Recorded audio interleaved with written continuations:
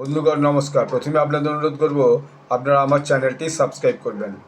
China ইদানিংকালে দেখা যাচ্ছে খাড়ি দেশ অর্থাৎ মিডল ইস্টে একটা নিজের নতুন করে একটা প্যাড বসাবার চেষ্টা করছে।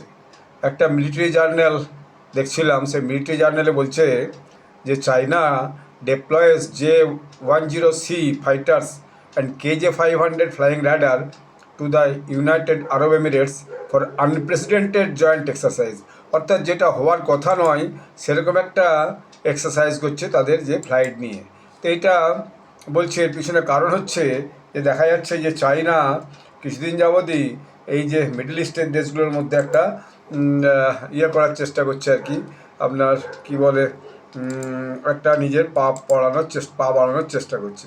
এখন এই যে মিডল ইস্টের দেশগুলো, এটা হচ্ছে তার মধ্যে ইউএইর সঙ্গে এটা করেছে এক্সারসাইজটা, ইউএই এয়ারফোর্সের সঙ্গে। ইউএই আরব এমিরেটস এর অ্যাকচুয়ালি এই যে ওয়েস্ট এশিয়াতে 7টা ছোটো ছোটো যে পেনিনসুলা নিয়ে, আরাবিয়ান পেনিনসুলার 7টা ছোটো ছোটো দেশ নিয়ে, মোনার্কি নিয়ে একটা হচ্ছে ফেডারেল সেমি কনস্টিটিউশনাল হচ্ছে একটা দেশ। এতে 7টে এমিরেটস আছে এবং এর হেডকোয়ার্টার হচ্ছে আবুধাবি। এখন এই যে জায়গাটা খুবই সেন্সিটিভ ম্যাপ হিসাবে। এই জন্য সেন্সিটিভ এই কারণে কি যে এর যদি লোকেশন দেখা যায়, লোকেশন হচ্ছে যে এর একদিকে আছে ওমান, একদিকে আছে সৌদি আরব, একদিকে আছে আপনার ইরান, একটু দূরে হলো ইরান, কাতার। তো এরকম একটা দেশ এখানে এই জয়েন্ট এক্সারসাইজটা করেছে। ফলে এই সব দেশের কাছে একটা টেনশন, যদিও হয়তো কেন এটা করেছে বোঝা যাচ্ছে না, কিন্তু হয়তো মনে হচ্ছে এর পিছনে কারণটা হচ্ছে যে এখন যে কিছুদিন আগে যে কাতারের উপর ইসরায়েল আক্রমণ করেছিল, সেটা একটা কারণ হতে পারে।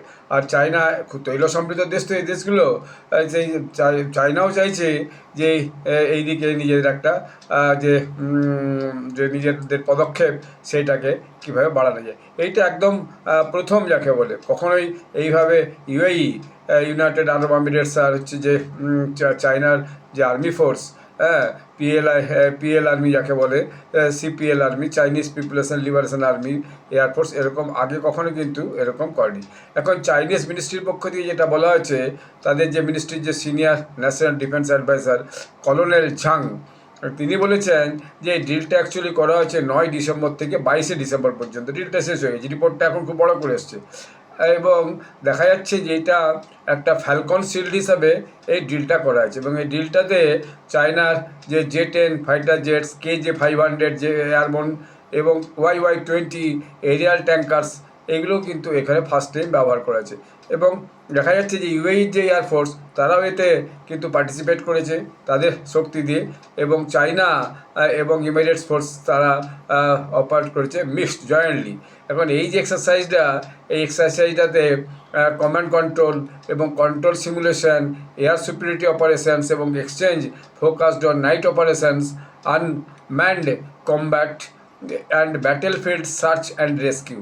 অর্থাৎ যাতে মানুষ থাকবে না এরকম একটা যুদ্ধ কীভাবে করা যায় এয়ারফোর্সের মাধ্যমে, এবং রাত্রেবেলা কী করে অপারেশন করা যাবে, এবং কী করে নিজেদের আকাশের বুকে নিজেদের সুপিরিয়রিটিকে হচ্ছে যে বাস্তবায়িত করা যায়, প্রমাণ করা যায়, সেইটা অ্যাকচুয়ালি করা হবে। এখন এটার ফলে দেখা যাবে হয়তো মিডল ইস্টের দেশগুলোর মধ্যে একটা টেনশন হতে পারে, যেমন সৌদি আরব বা কাতার, ওমান, পাশে ইরানও আছে যদিও, সেখানেও হতে পারে যদি ইরানের সঙ্গে চায়নার সেরকম কোনো টেনশন বোঝে না। অথবা এই দেশগুলো যে তেলের যে সমৃদ্ধ আছে, তেল সমৃদ্ধ দেশ, এদের কাছ থেকে হয়তো তেল কিনা কিছু একটা নতুন কোনো ধান্দা চীনের থাকতে পারে।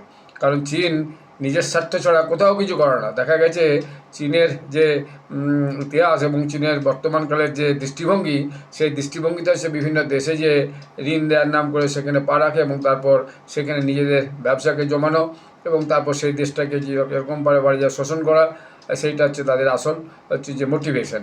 তো সেই জন্য আগামী দিনে মূল কী উদ্দেশ্য নিয়ে হঠাৎ করে প্রথমবারের জন্য এত যে ভয়ানক সব এয়ারফোর্সের যে ফাইটার জেটস নিয়ে ইউএইর সঙ্গে কেন জয়েন্ট অপারেশন করলো, সেটা এখনই বোঝা যাচ্ছে না। ইউএই বা কোন স্বার্থে চায়নার সঙ্গে হাত মিলালো, সেটাও এই মুহূর্তে বোঝা যাচ্ছে না। তবে আগামী দিনে নিশ্চয়ই এর আরও খোলাসা হবে। তো এই যে মিলিটারি ওয়াচ জার্নাল, এটা কিন্তু অনেক বড় করে রিপোর্ট করেছে, সেটা আমি অল্প অল্প পড়েছি, সবটা মেন জায়গাগুলো পড়েছি, বুলেট পয়েন্টগুলো, তো সেগুলো এখন আগামী দিনে পরিষ্কার করে বোঝা যাবে। যাই হোক, এর উপরে কোনো আগামী দিনে আপডেট এলে সেটা আমরা আপনাদের কাছে জানাবার চেষ্টা করব। আপনার সময় ভালো থাকবেন, ধন্যবাদ।